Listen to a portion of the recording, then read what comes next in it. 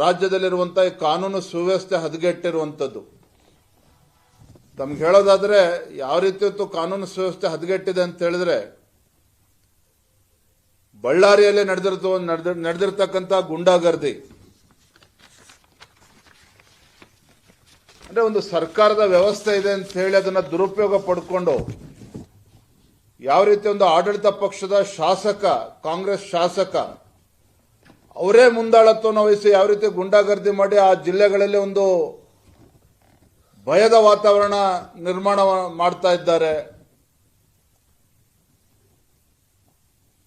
ಅವರ ಖಾಸಗಿ ಗನ್ಮೆನ್ ಗುಂಡು ಹಾರಿಸುವ ಪರಿಣಾಮವಾಗಿ ಅವರ ಕಾರ್ಯಕರ್ತನೇ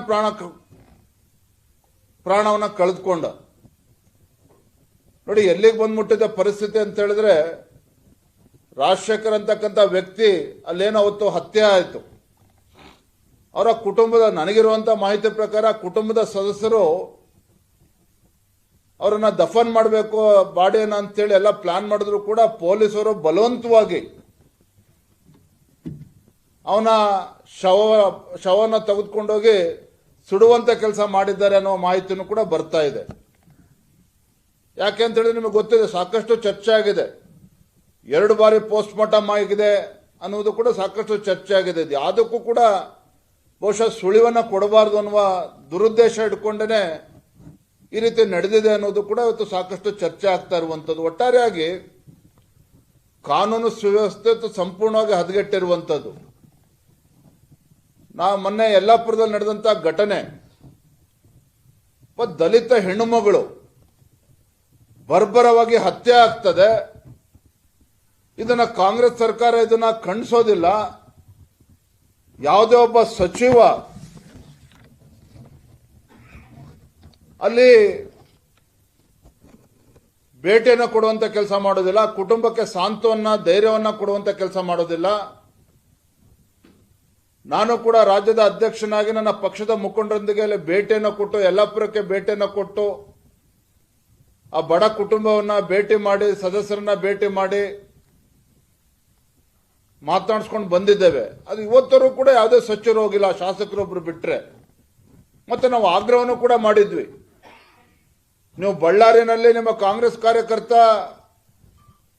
ನಿಮ್ಮ ಪುಡಾರಿಗಳ ಗುಂಡೇಟಿನಿಂದ ಸತ್ತಂತ ಕಾರ್ಯಕರ್ತನಿಗೆ 25 ಲಕ್ಷ ರೂಪಾಯಿ ಕೊಟ್ಟು ಬರ್ತಾರೆ ಜಮೀರ್ ಅಹಮದ್ ಅವರು. ನಾವು ಈ ದಲಿತ ಬಡ ಕುಟುಂಬಕ್ಕೆ ಕನಿಷ್ಠ 50 ಲಕ್ಷ ರೂಪಾಯಿ ಪರಿಹಾರನ ಕೊಡಬೇಕು ಅಂತೇಳಿ ಆಗ್ರಹ ಪಡಿಸಿದ್ದೇವೆ. ಆದರೆ ದಲಿತ ಕುಟುಂಬಕ್ಕೆ ತೀರ್ಕೊಂಡಂತ ಸಂದರ್ಭದಲ್ಲಿ ಏನು ಕಾನೂನಾತ್ಮಕವಾಗಿ ಇವತ್ತು ಸಮಾಜ ಕಲ್ಯಾಣ ಇಲಾಖೆಯಿಂದ ಕೆಲವು ಸವಲತ್ತುಗಳು ಕೊಡಬೇಕು, ಅದ್ರ ಬಗ್ಗೆ ಇವತ್ತು ಸರ್ಕಾರ ಮಾತನಾಡಿದೆ ವಿನಃ ಇದನ್ನ ಸಚಿವರಾಗಲಿ ಸರ್ಕಾರ ಹೋಗಿ ಇದ್ರ ಬಗ್ಗೆ ಒಂದು 50 ಲಕ್ಷ ಪರಿಹಾರವನ್ನು ಕೂಡ ಕೊಡದೇ ಇರೋಷ್ಟು ದರಿದ್ರ ಕಾಂಗ್ರೆಸ್ ಸರ್ಕಾರಕ್ಕೆ ಬಂದಿದೆಯಾ? ಆ ಜಿಲ್ಲೆಯ ಜನ ಇವತ್ತು, ರಾಜ್ಯದ ಜನ ಇವತ್ತು ಪ್ರಶ್ನೆಯನ್ನ ಮಾಡ್ತಾ ಇದ್ದಾರೆ. ಆ ದಲಿತ ಕುಟುಂಬಕ್ಕೆ ಒಂದು ಸಾಂತ್ವನ ಕೂಡ ಹೇಳಲಿಲ್ಲ, ಪರಿಹಾರನೂ ಕೊಡಲಿಲ್ಲ ಅಂತ ಹೇಳಿದ್ರೆ ಇದು ಖಂಡಿತ ಸರಿಯಲ್ಲ. ಇವತ್ತು ಕೂಡ ನಾನು ಆಗ್ರಹ ಪಡಿಸ್ತಾ ಇದ್ದೇನೆ. ಭಾರತೀಯ ಜನತಾ ಪಾರ್ಟಿ ಇವತ್ತು ನಾವು ಒತ್ತಾಯ ಮಾಡ್ತಾ ಇದ್ದೇವೆ ಮಾನ್ಯ ಮುಖ್ಯಮಂತ್ರಿಗಳಿಗೆ, ಈಗಲೂ ಕೂಡ ಕಾಲ ಮಿಂಚಿಲ್ಲ, ದಲಿತ ಕುಟುಂಬಕ್ಕೆ ನ್ಯಾಯ ಕೊಡುವಂತ ಕೆಲಸ ಮಾಡಬೇಕು, 50 ಲಕ್ಷ ರೂಪಾಯಿ ಪರಿಹಾರವನ್ನು ಕೊಡಬೇಕು ಅನ್ನೋದನ್ನು ಕೂಡ ಮತ್ತೊಮ್ಮೆ ಇವತ್ತು ಆಗ್ರಹ ಪಡಿಸ್ತಾ ಇದ್ದೇನೆ. ಮತ್ತೊಂದು ಕಡೆ ನಮ್ಮ ಸುಳ್ಯ ಕ್ಷೇತ್ರದ ಶಾಸಕಿ ಭಾಗೀರಥಿ ಮರಳಯ್ಯ ಒಬ್ಬ ದಲಿತ ಹೆಣ್ಣುಮಗಳು, ದಲಿತ ಶಾಸಕಿ. ಮೊನ್ನೆ ದಿನ ಪಕ್ಕದ ವಿಧಾನಸಭಾ ಕ್ಷೇತ್ರ ಬಂಟ್ವಾಳ ಸಂದೇಶ್ ಒಬ್ಬ ಕಾಂಗ್ರೆಸ್ ಕಾರ್ಯಕರ್ತ ಶ್ರದ್ಧಾಂಜಲಿಯ ಟ್ವೀಟ್ ಅನ್ನ ಮಾಡ್ತಾನೆ ಶಾಸಕಿಯ ವಿರುದ್ಧ. ಬಿಜೆಪಿಯ ಒಬ್ಬ ದಲಿತ ಶಾಸಕಿ ಭಾಗೀರಥಿ ಮರಳಯ್ಯರ ವಿರುದ್ಧ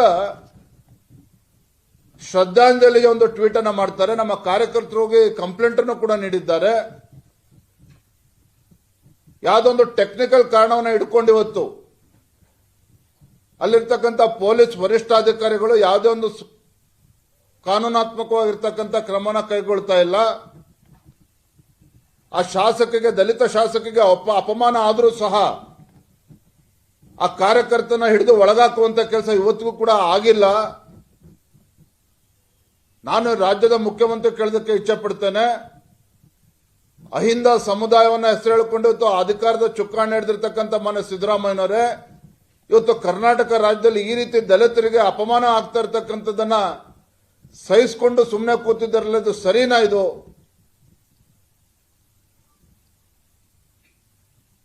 ಯಾಕೆ ಇವತ್ತು ಅಂತ ಒಬ್ಬ ಕಾರ್ಯಕರ್ತ, ಯಾವುದೇ ಪಕ್ಷದ ಕಾರ್ಯಕರ್ತ ಇರಬಹುದು, ದಲಿತರಿಗೆ ಮತ್ತು ದಲಿತ ಮಹಿಳೆಗೆ ಅಪಮಾನ ಆದಾಗ ಅದರ ವಿರುದ್ಧ ಯಾಕೆ ಪೊಲೀಸರು ಇವತ್ತು ನಿರ್ದಾಕ್ಷಿಣ್ಯವಾಗಿ ಕ್ರಮನ ಕೈಗೊಳ್ಳೋದಕ್ಕೆ ಆಗ್ತಾ ಇಲ್ಲ ಅನ್ನೋ ಪ್ರಶ್ನೆನ ಇವತ್ತು ನಾನು ಮಾಡ್ತಾ ಇದ್ದೇನೆ. ಸೊ ಹಾಗಾಗಿ ಈ ರೀತಿ ಕಾನೂನು ಸುವ್ಯವಸ್ಥೆ ಸಂಪೂರ್ಣವಾಗಿ ರಾಜ್ಯದಲ್ಲಿ ಹದಗೆಟ್ಟಿರುವಂಥದ್ದು, ಗೃಹ ಸಚಿವರು ಯಾವುದೇ ವಿಚಾರದ ಬಗ್ಗೆ ಚಕಾರವನ್ನು ಎತ್ತದೇ ಇರುವಂಥದ್ದು, ಅವ್ರಿಗೇನು ಗೊತ್ತೇ ಇಲ್ಲ, ಮಾಹಿತಿನೇ ಇಲ್ಲ ಇವತ್ತು ಗೃಹ ಸಚಿವರಿಗೆ.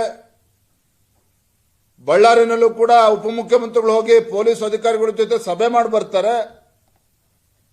ಕುಮಾರಸ್ವಾಮಿ ಅವರು ಕೂಡ ಇದನ್ನು ಪ್ರಶ್ನೆ ಮಾಡಿದ್ರು. ಅಂದ್ರೆ ಮನಸೋ ಇಚ್ಛೆ ಇವತ್ತು